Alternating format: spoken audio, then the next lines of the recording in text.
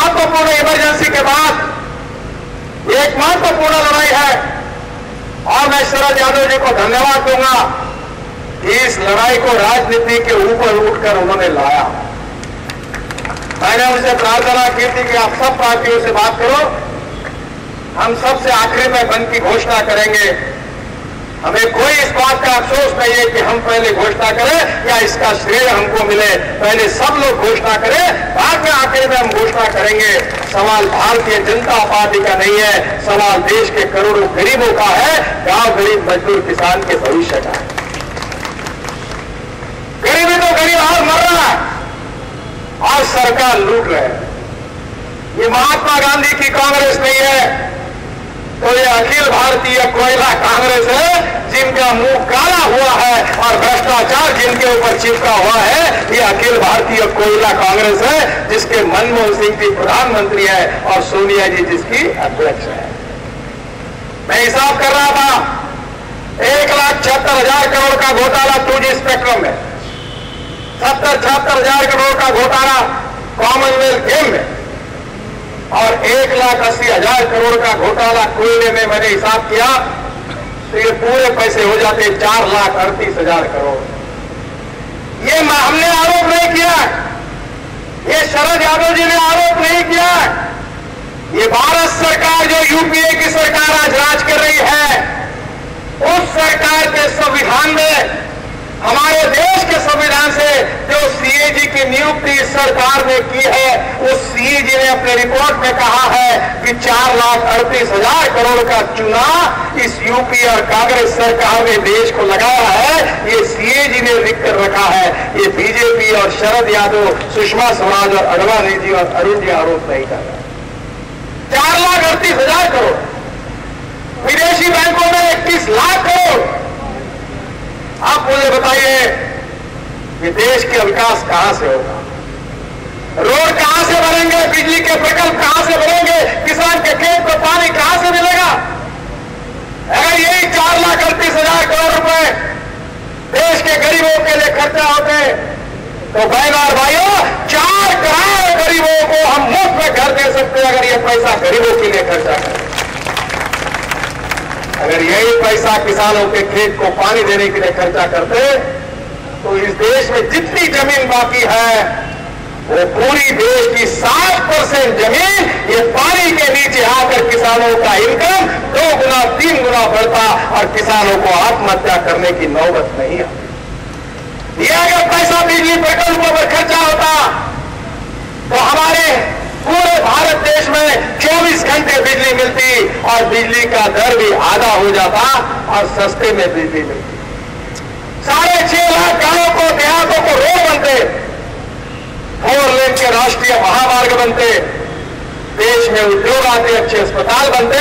ये बड़े बड़े दिल्ली के अस्पताल है, ऐसे करीब 550-600 अस्पताल हर जिले में, हर तालुका में, हर विधानसभा क्षेत्र में बनकर गरीबों के स्वास्थ्य की रक्षा की जा सकती थी। कांग्रेस ही केवल गरीबों की बात कर रहे हैं।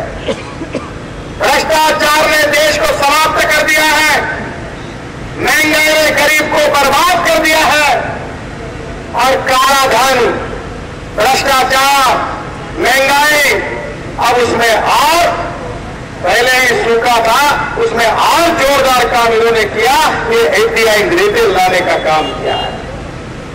ये कांग्रेस और यूपीए की सरकार ये गरीबों के खिलाफ है, ये झोपड़पट्टी में रहने वाले गरीबों के खिलाफ है, ये फुटपाथ पर सब्जी बेचने वाले के खिलाफ है, ये साइकिल रिक्शा चलाने वाले के खिलाफ है, ये रेडीमेड गारमेंट की दुकान चलाने वाले के खिलाफ है, ये मिठाई की दुकान चलाने वाले के खिलाफ है, ये पराठे, गिल्ली के पराठे ये भी समाप्त हो जाएंगे, उसके भी खिलाफ है।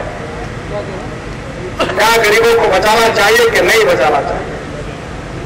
क्या उनकी रक्षा करनी चाहिए कि नहीं करनी चाहिए? क्या ये संघर्ष क्या केवल कोई पार्टी का हो सकता है? ये देश को बचाने के लिए संघर्ष है। और मुझे खुशी हुई कि एक तरफ शरद यादव जी बैठे थे, एक तरफ मैं बैठा था, एक तरफ अर्जन साहब बैठे थे, एक तरफ सीताराम येचुरी जी बैठे थे, एक तरफ डॉक्टर मुरली मनोहर जोशी बैठे थे। सब साथ में आकर गरीबों के खिलाफ, गरीबों को बर्बाद करने वाली, वो गरीबों को जात नहीं होती, मंत्र नहीं होता, धर्म नहीं होता। जब बाढ़ का पानी गांव में आता है तो पानी ये नहीं सोचता कि कौन सा घर हिंदुओं का है, कौन सा मुसलमानों का है, कौन सा यादव का है, कौन सा ब्राह्मण का है। वो सबके घरों को बर्बाद कर देता है। और इसलिए बहनों और भाइयों, ये गरीबों को बचाने के लिए, बेरोजगारों के रोजगार नहीं मिले और जो आज रोजगार मिले उनको बचाने के लिए गांव गरीब मजदूर किसान के अस्तित्व के लिए लड़ाई है। और इस लड़ाई में पूरी ताकत के साथ हम खड़े हैं। हमें इस बात की चिंता नहीं है कि हमारी पार्टी का झंडा कहां है, किसको क्रेडिट मिल रहा है और किसको नहीं मिल रहा है। मैं शरद यादव जी के बात से पूरी तरह से सहमत हूं कि आज देश में 9 राज्यों में हमारी सत्ता है और हमने सब लोगों को कहा कि ये विषय ये हमारे देश के अस्तित्व का है, देश के गरीबों को बचाने का है। और इसलिए मैं मनमोहन सिंह जी से और सोनिया जी से अपील करता हूं कि आप अगर देश के गरीबों को बचाना चाहते हैं तो बड़ा बिल बताकर ये 1/3 रिटेल जो है इसको आप वापस लो। ये मांग मैं आपके सामने फिर से दोहरा रहा हूं, अगर आपको देश के गरीबों की चिंता है। और अगर आप ये नहीं करोगे तो देश की सभी पार्टियां जो गरीबों को साथ दे रही है, जो रास्ते पर व्यापार काम करने वाले छोटे व्यापारी के पीछे हम खड़े हैं, हम सोनिया जी, हम आपके सरकार के खिलाफ ऐसा संघर्ष करेंगे कि यूपीए की सरकार को हम उखाड़ कर फेंक देंगे। ये बात आप जरूर याद रखना।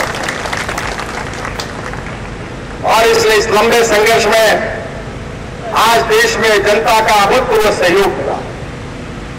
चाहे बंगाल हो, चाहे पंजाब हो, चाहे केरल हो, चाहे अंडमान निकोबार हो, मध्य प्रदेश हो, कहीं भी 100% पूरी तरह से हम सफल हुए हैं।